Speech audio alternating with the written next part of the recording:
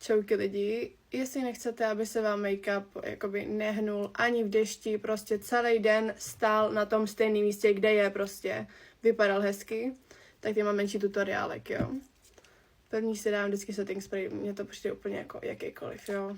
Jako já jsem měla i od Charlotte, ale nevidím rozdíl prostě, je mi to jedno, ale hlavní tady kouzlo dne. Lak na vlasy. To je úplně jedno, jaký, já vždycky používám nějaký random. Lak na vlasy. Mě to teda pleť nějak extrémně neničí, protože já nemám nějakou jako extra citlivou pleť. Ale jako to je game changer lidi. Jako já můžu mít celý den make-up v dešti, ve všem, vítr, všechno drží. Všechno drží.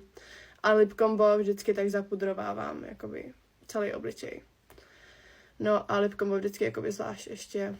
A já můžu jíst, pít, všechno, nic nehne se.